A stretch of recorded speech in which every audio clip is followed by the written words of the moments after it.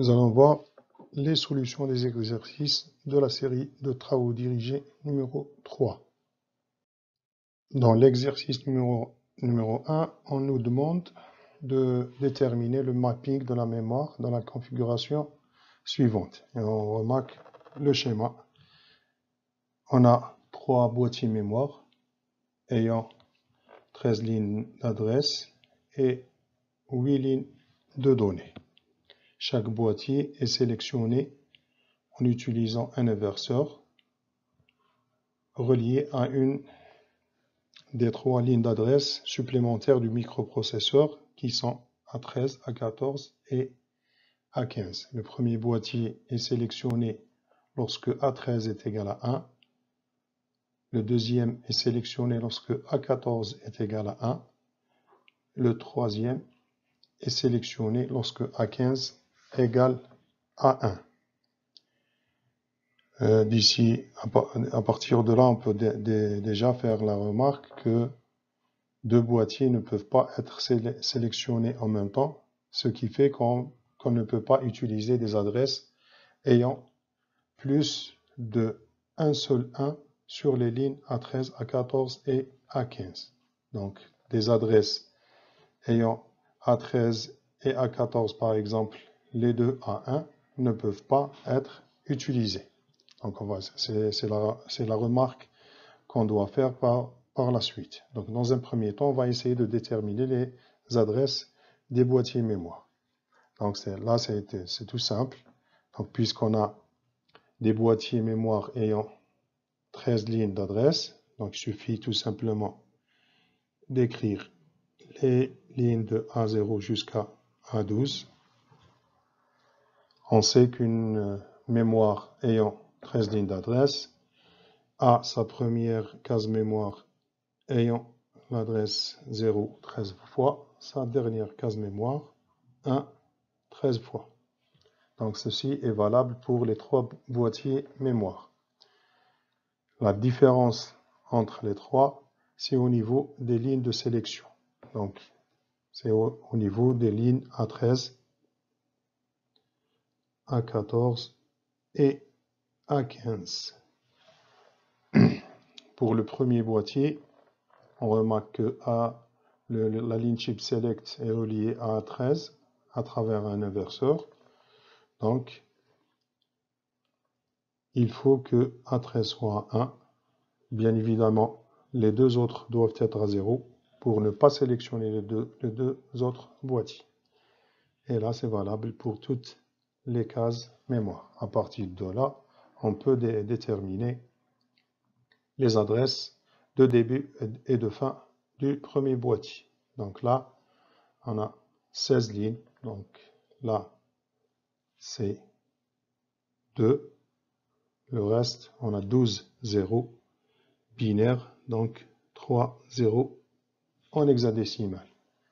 La dernière adresse, c'est 3. Et puis 12 1 en binaire, ce qui fait que c'est 3F en hexadécimal. Pour le deuxième boîtier, il faut que A14 soit A1.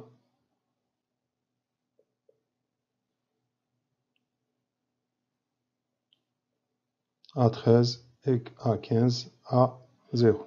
Et là, on peut déterminer de la même manière les adresses de début et de fin. Donc là, c'est 4, puis 3 0 en hexadécimal. Et là, c'est 5, F, F, F en hexadécimal. Pour ce qui est du troisième boîtier, il faut qu'il soit sélectionné en utilisant 1 sur la ligne A15. Les deux autres doivent être à 0. On va obtenir les adresses 8, 0, 0, 0 et la dernière 9, F, F, F hexadécimal. On nous demande de faire, donc quelle est la remarque qu'on peut faire? La remarque, c'est que on ne peut pas utiliser des adresses ayant A13 ou bien A14 et A15 de ayant 2 ou bien 3 1. Donc les seules possibilités admises sont un seul 1 sur A13, A14 ou bien A15. Donc c'est ceci pour éviter qu'il y ait 2 boîtiers de sélectionner en même temps. Cette solution donc d'utiliser 3 inverseurs, c'est une solution économique. Donc elle permet d'utiliser uniquement 3 inverseurs. Mais le problème, c'est qu'il y a des adresses qui sont interdites. Donc, des adresses qu'on ne peut pas utiliser. Pour éviter ce problème, il suffit tout simplement d'utiliser un décodeur ou bien un décodage complet. Donc, au lieu qu'il y ait 3 inverseurs, on va utiliser un décodeur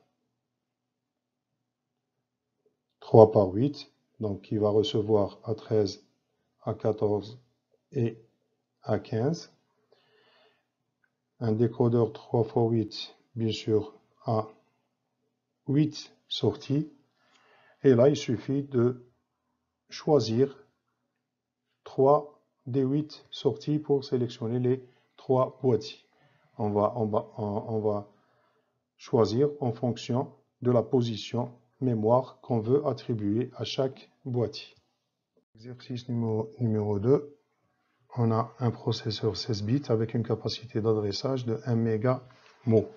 1 méga par 16 bits. Chaque mot de 16 bits est adressable séparément. Dans la première question, on nous demande les tailles des bus de données et d'adresse du processeur. Donc on nous dit que c'est un processeur 16 bits, ça veut dire que D égale à 16. Ensuite, on nous donne l'espace ou bien la capacité d'adressage qui est égale à 1 méga. C'est égal à 2 à la puissance A. On sait que 1 méga s'écrit 2 à la puissance 20. Donc par identification, A est égal à 20. On nous donne ensuite 4 boîtiers mémoire de 4 kilo-octets chacun. Et on désire connecter ces boîtiers mémoire à partir de la première case de l'espace adressable du processeur. On nous demande, dans un premier temps, de donner la taille en mots de la mémoire ainsi obtenue. Donc 4 par 4 kilo-octets, 16 kilo-octets. Mais là, on nous demande de l'exprimer en mots, donc par 16 bits. Donc là, il suffit de diviser par 2 kilo et de multiplier par 2 là pour préserver la même chose. Donc là, ça va être 8 kg par 16 bits. Ceci peut être également déterminé d'une autre manière, puisqu'on a des boîtiers de 4 kilo octets, donc ayant un bus de données sur 8 bits. Pour obtenir 16 bits, il faut nécessairement mettre 2 boîtiers mémoire. L'un va fournir les lignes de D0 jusqu'à D7, l'autre les lignes de D8 jusqu'à D15. Ces 2 boîtiers doivent nécessairement avoir les mêmes adresses, ce qui fait que les lignes de sélection doivent être reliées les unes aux autres. Il nous reste 2 autres boîtiers, donc on va faire la même chose, donc 4 kilo-octets et un autre boîtier de 4 kilo-octets. On va relier les bus de données là et donc là c'est le chip select. Les lignes de sélection des 2 autres boîtiers sont également reliées. Là on va obtenir 4 kilo-octets plus 4 kilo-octets, mais là c'est le bus de données qui va être doublé. Donc on va obtenir 4 kg par 16 bits. La même chose ici, 4 kg par 16 bits. au total, nous allons avoir une taille mémoire de 8 kg par 16 bits. Ensuite, on nous demande de donner en hexadécimal l'adresse de la dernière case mémoire. Donc, nous avons des boîtiers de 4 kilo octets. 4 kg, ça veut dire 12 lignes d'adresse.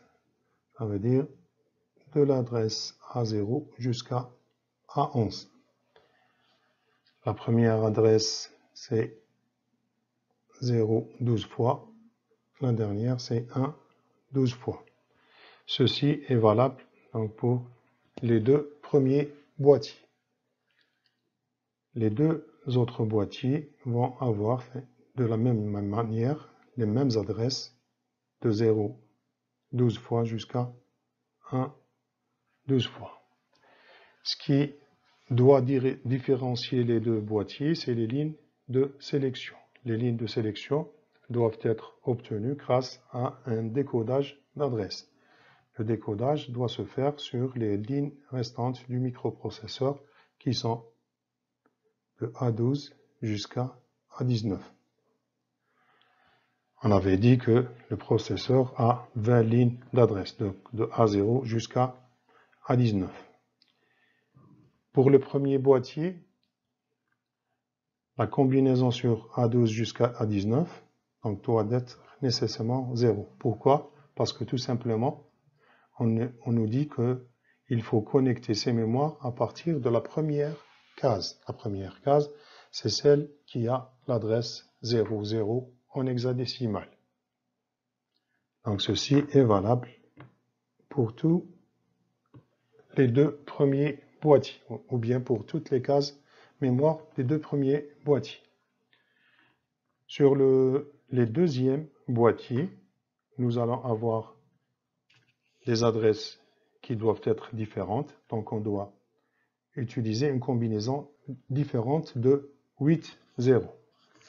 On a le choix sur plusieurs combinaisons, mais pour faire simple, il suffit tout simplement d'utiliser les adresses juste qui suivent les adresses des premiers boîtiers. Donc on va utiliser une combinaison ayant 1 sur A12 et le reste à 0.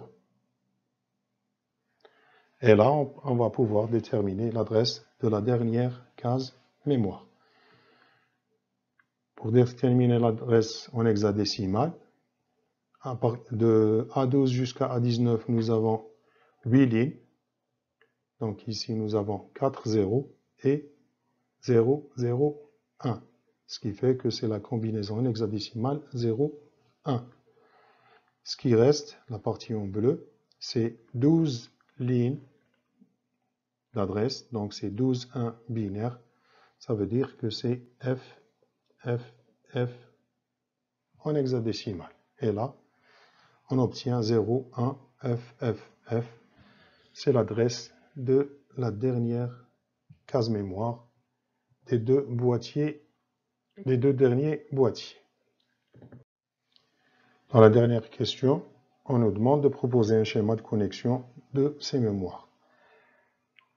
On fait la remarque que les broches de sélection de boîtiers chip select sont actives à 0, donc chip select bar. Donc comme on vient de le voir déjà, donc nous devons relier deux boîtiers, donc ces deux boîtiers-là, avec 8 bits et 8 bits sur les 16 lignes de données du microprocesseur.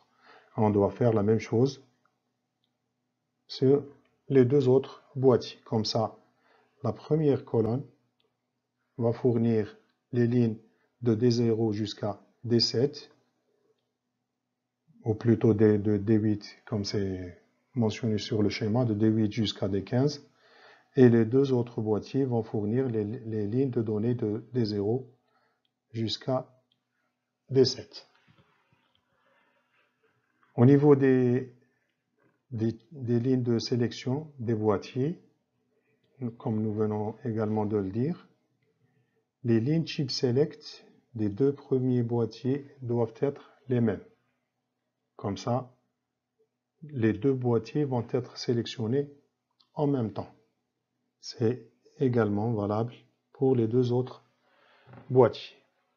Et là, il suffit tout simplement de déterminer l'équation pour la sélection des chip select, des deux lignes chip select CS1 et CS2. Donc on peut utiliser une porte NAND ou bien une porte OR. Donc une porte OR va être utilisée de cette manière. Donc c'est plus simple parce qu'il y a moins d'inverseurs.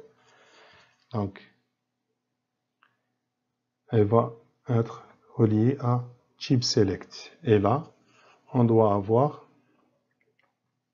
de A12 jusqu'à A19. Donc une porte OR à 8 entrées ou bien deux portes OR à 4 entrées. Donc là, c'est la même chose. Donc là, lorsque toutes les lignes de A12 jusqu'à A19 sont à 0, on va obtenir un 0 sur chip select 1, ce qui fait que les deux premiers boîtiers vont être sélectionnés. Pour le deuxième boîtier, on doit utiliser également une porte OR, donc chip select 2. Là, on a également 8 entrées. On avait dit qu'il suffit tout simplement de mettre un 1 sur A12. Donc, il faut utiliser un inverseur sur la ligne A12. Donc, et là, on va obtenir les deux équations chip select 1 et chip select 2. Dans le troisième exercice, on nous donne 4 boîtiers mémoire de 128 kilo-octets chacun. On désire exploiter ces boîtiers de telle sorte qu'ils occupent les dernières adresses de l'espace d'adressage d'un microprocesseur ayant 20 lignes d'adresse et 8 lignes de données. On nous demande, dans la première question, de représenter le schéma de connexion au microprocesseur. Donc là, nous avons des boîtiers mémoire ayant 8 lignes de données. C'est également la même chose pour le microprocesseur. Donc il a un bus de données sur 8 bits.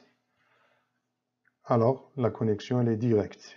Donc on va connecter toutes les sorties de données des 4 boîtiers sur le bus de données du microprocesseur.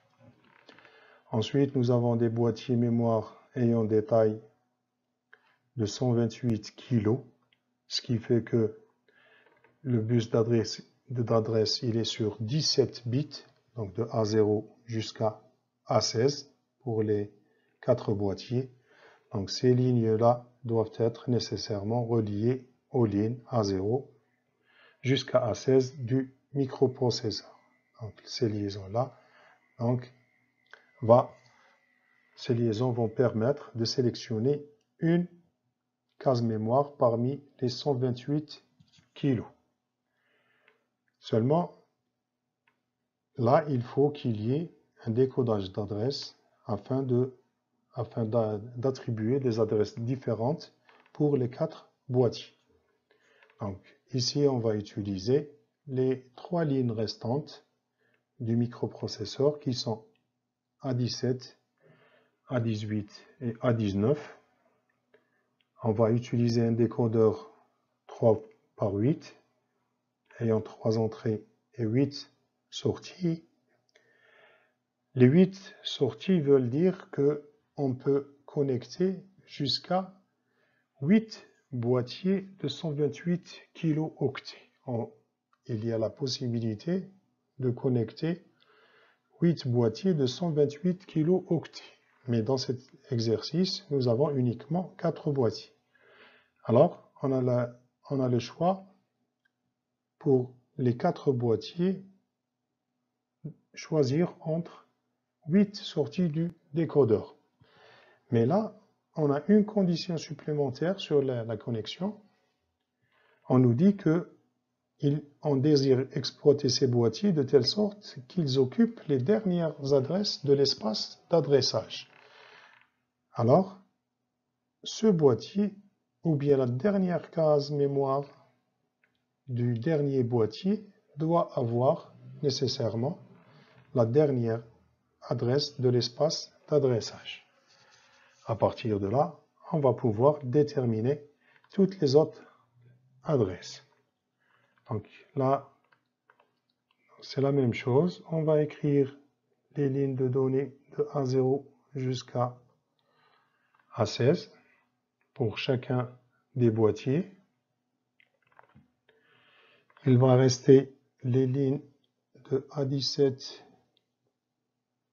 A18 et A19 pour la sélection.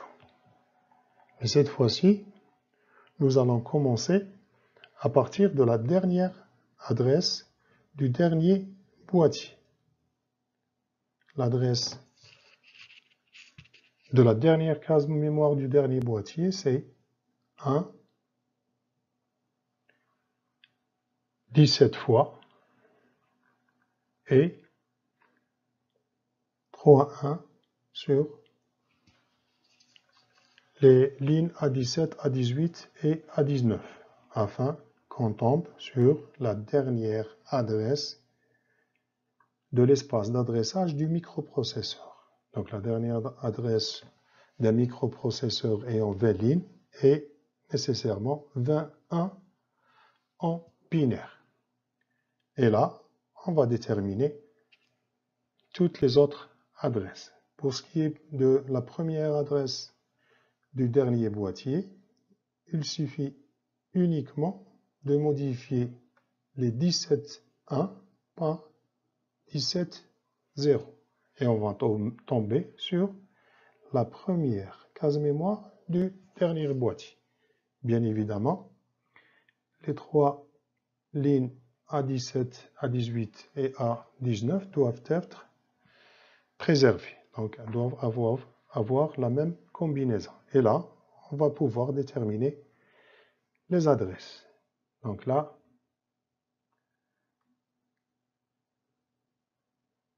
les adresses, on va les voir juste après. Mais là, on va uniquement déterminer dans cette question, il faut écrire les équations de décodage d'adresse donc de chaque boîtier. Donc ici, puisque nous avons la combinaison 3,1, donc chip select 4 va être égal à A19 par A18 par A17, le tout bar. Donc une porte NAND à 3 entrées. Sur les autres, il suffit tout simplement à chaque fois de décrémenter de 1. Donc là, nous avons 3,1, donc 7 en binaire. Le boîtier qui précède, donc le boîtier B3 doit avoir la combinaison 1, 1, 0. Donc on va obtenir chip select 3 égale A19, A18, A17 bar, le tout bar. Le boîtier B2 doit avoir la combinaison 5 en binaire, donc 1, 0, 1. Donc on va avoir l'équation A19, A18 bar, A17, le tout bar. La première doit nécessairement avoir la combinaison 1, 0, 0. Donc on va avoir chip select 1 bar est égal à A19, A18 bar, A17 bar, le tout bar. Donc là, on va pouvoir déterminer les adresses. Nous avons des boîtiers de 128 kg, alors qui commencent de A0 jusqu'à A16, 17 lignes. Et puis nous avons 3 lignes supplémentaires, les lignes du microprocesseur qui permettent la sélection entre les boîtiers. Donc les lignes A17, A18 et A19. Nous allons commencer par la dernière case mémoire. Donc la dernière case mémoire du dernier boîtier plutôt.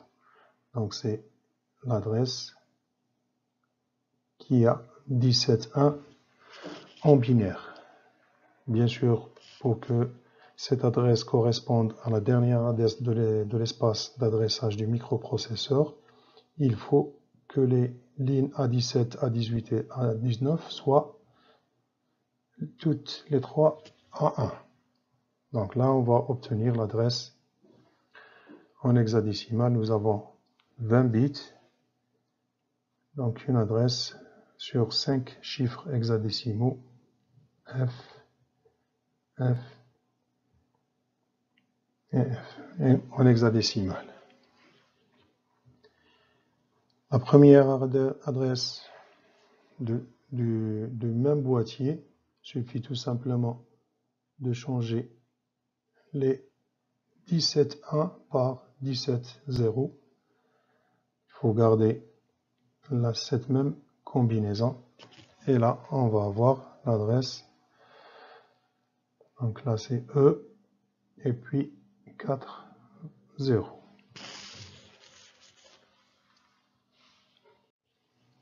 Donc pour le boîtier numéro 3, c'est la même chose. Il a 17 lignes d'adresse. Donc la première adresse, elle est de 0, 17 fois jusqu'à 1, 17 fois.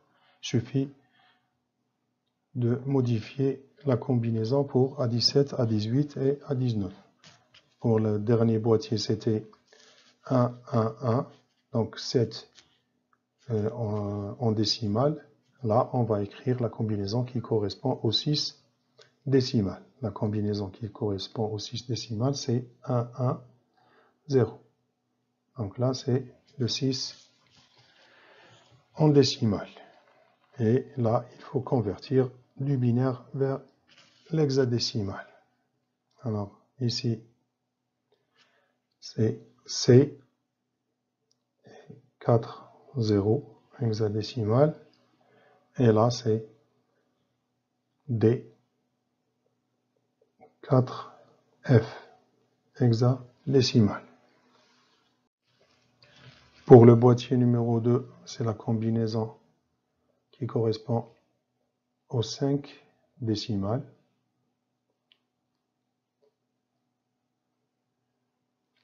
Convertir ceci en hexadécimal va nous donner, donc ça c'est A et 4, 0. Et là c'est B et 4F en hexadécimal. Reste juste le boîtier numéro 1. Donc sur le boîtier numéro 1, c'est la combinaison qui correspond aux 4 décimales. C'est 1, 0, 0. Convertir ceci en hexadécimal va donner 8, 0, 0, 0. Et la dernière adresse, c'est 9, F, F, F, F en hexadécimal. Dans l'exercice numéro 4, on nous dit soit 4 boîtiers mémoire de 4 kg chacun, 4 kilooctets, connectés à un microprocesseur ayant 16 lignes d'adresse. Les lignes de sélection des 4 boîtiers sont données par les équations CS1 jusqu'à CS4. Dans ce problème, c'est en quelque sorte le problème inverse par rapport à ce qu'on vient de voir.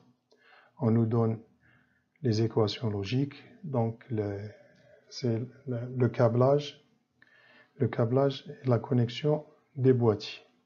Et on nous demande de déterminer les adresses de début et de fin de chaque boîtier mémoire. Donc on va procéder exactement de la même manière. Il suffit d'écrire, donc c'est des boîtiers de 4 kg, donc qui ont 12 lignes d'adresse, donc de A0 jusqu'à A11. Le microprocesseur a 16 lignes d'adresse, donc on va noter A12, A13, A14 et A15. Pour tous les boîtiers, la première adresse correspond à 12, 0. La dernière correspond à 12, 1. Les adresses des différents boîtiers sont obtenues par les combinaisons sur les lignes de A12 jusqu'à A15. On va commencer par la première. Donc CS1 est égal à 15 bars, A14 bars, A13 bars et A12 bars. Donc sur une porte NAND, et on voit que le chip select il est actif à l'état bas. Donc pour qu'il y ait un 0 sur la sortie, il faut qu'il y ait ici 0, 0, 0, 0. Donc ça c'est pour le premier boîtier. Et il suffit de déterminer à partir de là les adresses. Donc on obtient l'adresse 4, 0 en hexadécimal jusqu'à 0 et 3 F hexadécimal. Pour le boîtier numéro 2, c'est la combinaison 0, 0, 0, 1. Et on convertit en hexadécimal, on va trouver 1, 3, 0 jusqu'à 1 et 3 F. Et là, c'est simple. Il suffit de faire la même chose. On va obtenir les adresses des boîtiers 3 et les boîtiers 4.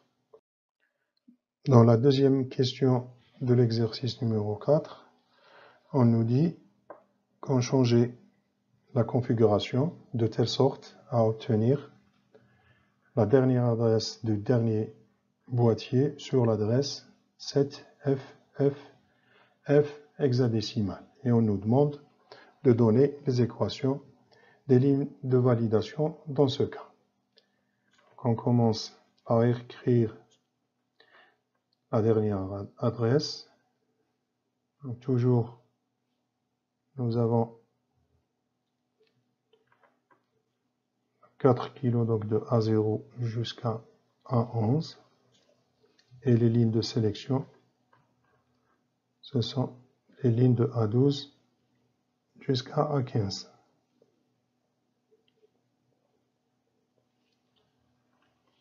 Pour le dernier boîtier, la dernière adresse, c'est 1 partout. La première adresse, c'est 0, 12 fois. Là, nous avons 12, 1. Ça veut dire que c'est 3F en hexadécimal. La dernière adresse qui est fixée, c'est 7 et puis 3F. Donc 7, on doit écrire la combinaison 7 ici. 0, 1, 1, 1. Donc c'est la même chose pour la première case. Donc là, le dernier boîtier va avoir ses adresses de l'adresse 7 et 3 0 jusqu'à 7 et 3F, en hexadécimal bien sûr. Donc à partir de là, on va pouvoir déterminer l'équation du chip select numéro 1. Plutôt le chip select numéro 4. Donc chip select numéro 4 va être égal, donc puisqu'on a un A15 qui est égal à 0, A15 bar fois A14 fois A12 et le tout bar, puisque nous avons chip select 4 bar, donc sensible à l'état bas. Donc là, on va trouver l'équation de chip select numéro 4. Et on va procéder de la même manière pour les autres boîtiers. Pour les autres boîtiers, on peut choisir n'importe quelle combinaison. Seulement, on nous dit que les adresses des boîtiers doivent être successives. Ce qui fait que là, on doit utiliser la combinaison qui précède la combinaison 7, donc la combinaison 6 pour le boîtier numéro 3. On va avoir là l'équation de chip select 3. La même chose pour le boîtier numéro 2. Donc, puisque les adresses doivent être successives, donc il faut opter pour la combinaison qui correspond aux 5 décimales. Et là, on va avoir donc 0, 1, 0, 1, 0, 1.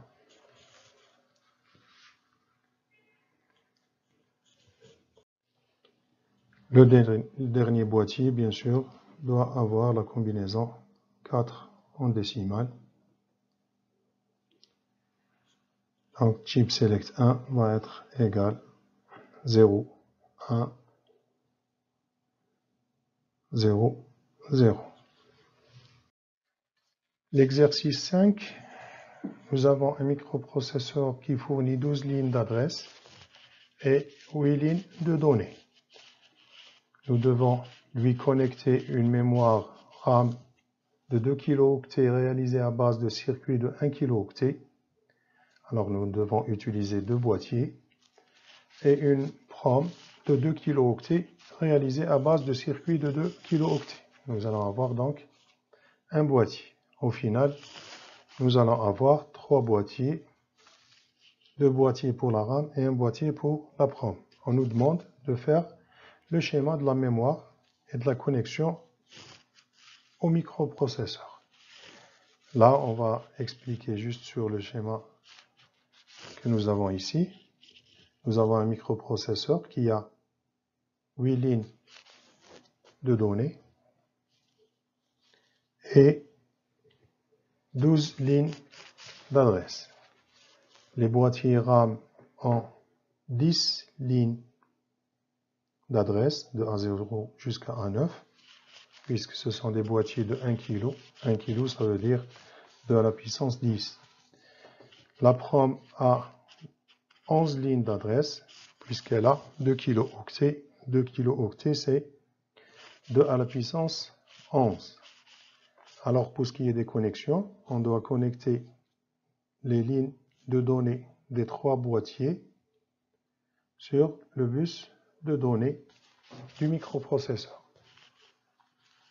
Ensuite, pour ce qui est des adresses, nous devons utiliser les lignes d'adresse de A0 jusqu'à A9 pour les boîtiers de la RAM et les lignes de A0 jusqu'à A10 pour le boîtier de la PROM. Alors, il va nous rester 2 lignes par rapport au boîtier de la mémoire RAM et une seule ligne qui est A11 par rapport au boîtier de la PROM. Donc, 2 lignes vont pouvoir faire la sélection entre la RAM 1 et la RAM 2 et la dernière ligne va sélectionner entre la PROM et la RAM. Alors, on va utiliser A11. Lorsque A11 égale à 0, on va dire que on va sélectionner la RAM. Et lorsque A11 égale à 1, nous allons sélectionner la PROM. Alors là, directement, on peut mettre un inverseur sur A11 et le relier directement à chip select 3 qui est la ligne de sélection de la PROM, puisque la PROM est sélectionnée lorsque A11 égale à 1. Pour ce qui est de la RAM, donc ceci, la ligne A11 à elle seule ne suffit pas. Donc on doit utiliser cette fois-ci la ligne A10, mais pour choisir entre les deux boîtiers. Donc pour A10 égale à 0, on va opter pour le boîtier numéro 1. Et lorsque A10 égale à 1, on va choisir le boîtier numéro 2. Et de cette manière, on va déterminer également les lignes de sélection des deux boîtiers de la RAM. Donc, le premier boîtier, il est sélectionné pour la combinaison 0 sur A10 et A11. Donc, il suffit d'utiliser une porte O. Lorsque les deux entrées sont à 0 toutes les deux, elle va générer un 0 sur la sortie. Le boîtier va être sélectionné. Le deuxième boîtier va être sélectionné lorsque nous avons également A11 égale à 0, mais A10 doit être égal à 1 cette fois-ci. Donc là, par rapport à la première, il suffit tout simplement de rajouter un inverseur sur A10 et toujours utiliser une porte O. Dans la deuxième question, on nous demande de déterminer le domaine des adresses en hexadécimal des circuits RAM et PROM. Pour la RAM, nous avons de A0 jusqu'à A9. Donc les combinaisons de 0, 0, 10 fois jusqu'à 1, 1, 10 fois. La RAM est sélectionnée avec A10 et A11. Le premier boîtier est sélectionné par 0, 0. Le deuxième boîtier est sélectionné par 0, 1. Donc là, on va obtenir les adresses de la RAM. Ici, nous avons 12 lignes au total. Donc, 3, 0 en hexadécimal. La dernière adresse, donc c'est 0, 0. Et ensuite, on doit prendre 1, 1 ici. Donc, là, c'est 3. Donc, 3. Il reste 8, 8, 1. Donc, c'est 2F. Donc, là, on va avoir la combinaison ici 3 et 8, 1 qui vont nous donner 2F en hexadécimal. Donc, 3, FF. Pour le deuxième boîtier de la RAM,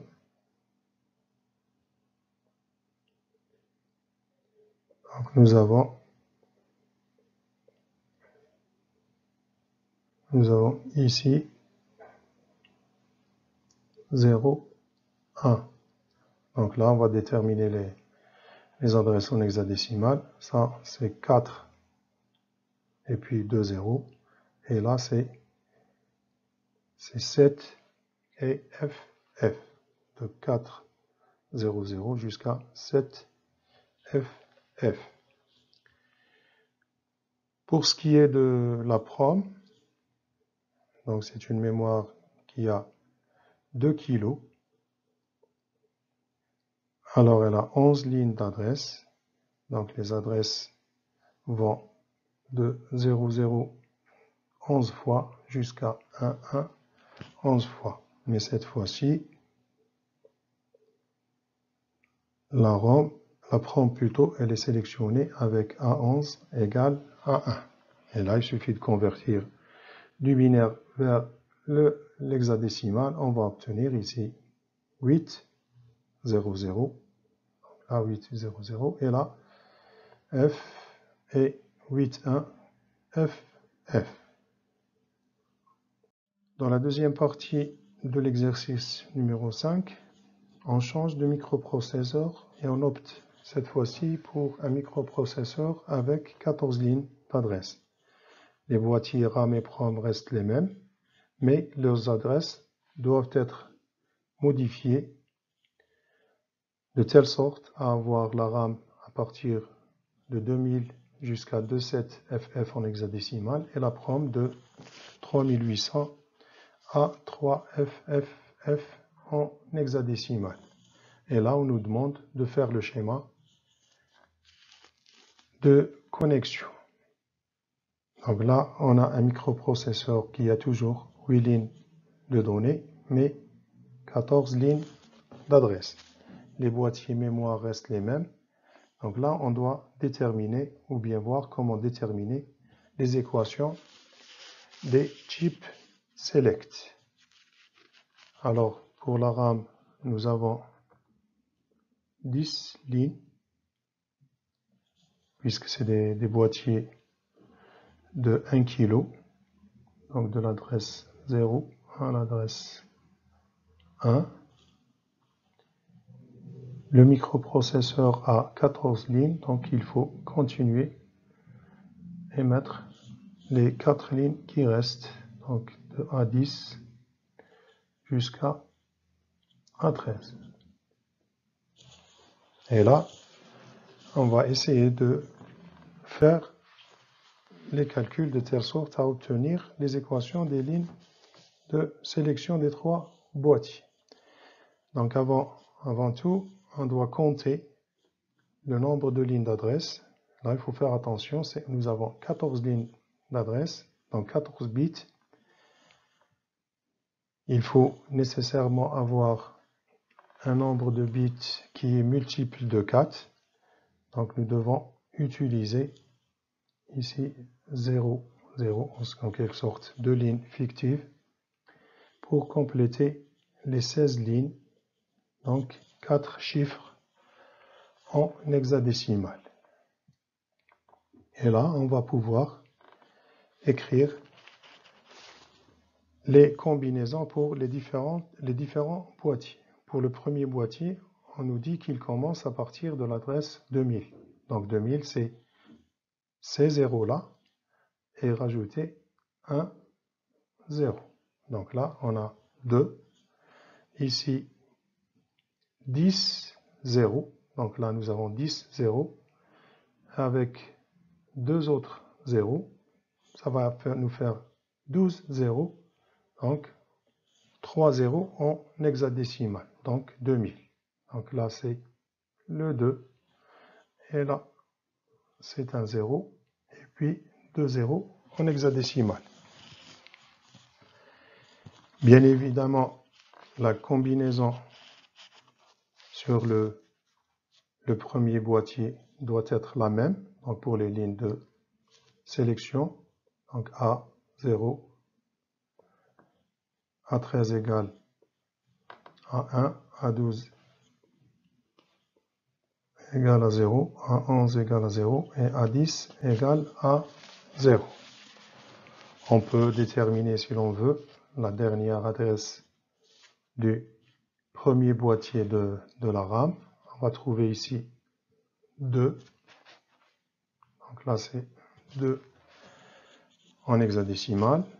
Là, nous avons un 1. Donc là, c'est 3. Et là, il nous reste 8, 1 en binaire. Donc c'est F, F. Donc la dernière adresse du premier boîtier, c'est 2, 3, F, F en hexadécimal. Et là, on obtient la combinaison pour le premier boîtier, pour la ligne de sélection du premier boîtier. Donc c'est 1, 0, 0, 0. Donc on utilise un inverseur sur la ligne A13. Tout le reste est la sortie de cet inverseur-là, et les 3 autres lignes A10, A11 et A12 vont toutes aller sur un boîtier où la sortie de ce boîtier-là va être connectée à la ligne de sélection Chip Select 1. Pour le deuxième boîtier de la mémoire RAM, donc on nous dit que sa dernière adresse, c'est 2, 7, FF. Donc 2, on doit écrire 1, 0 ici. Et puis, nous avons là, nous devons avoir un 0 et un 1. Donc là, c'est le 2. Et là, c'est le 7. Ensuite, 4, 1 et 4, 1 vont nous donner FF. faut faire attention, il faut mettre ici un 0 sur A11 pour avoir la combinaison 0, 1, 1, 1, ce qui est la combinaison 7. Donc, pour la première case, il suffit tout simplement de maintenir la même combinaison sur les lignes de A10 jusqu'à A13. Donc, ça. Et à partir de là, on va déterminer l'équation de la ligne de sélection type select 2. Donc, c'est une porte, également c'est une porte O. Et cette fois-ci, nous avons deux inverseurs sur A13 et A10.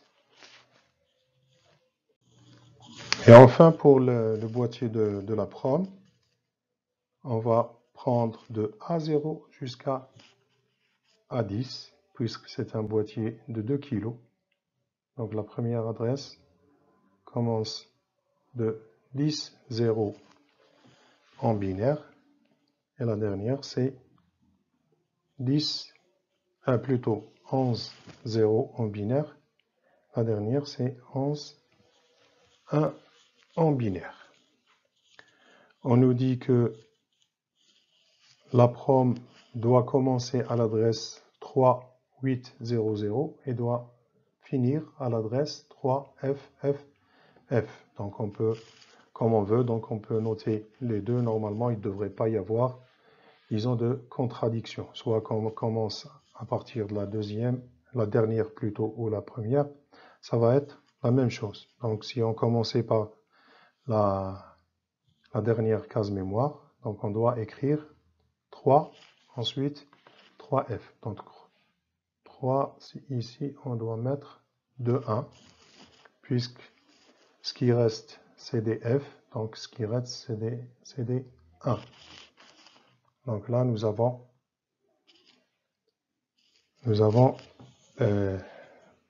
3 en hexadécimal, F et 8, 1 qui vont nous donner FF. Pour qu'il n'y ait pas de contradiction, il faut qu'on ait toujours la même combinaison pour le boîtier. Donc 3, 1 sur les boîtiers A11, A12 et A13. Il faut juste confirmer que c'est bien l'adresse 3800. On va essayer de voir. Donc là, c'est bien un 3. Là, c'est bien un 8. Et le reste, c'est 2 0 en hexadécimal. Donc l'adresse est 3800 en hexadécimal. Donc là, le chip select 3 de la prom va avoir uniquement 3 entrées qui sont A11, A12 et A13, toutes les 3 ayant un inverseur. Ou bien on pouvait utiliser une porte NAND avec directement sans besoin d'utiliser des inverseurs A11, A12 et A13. C'est la même chose.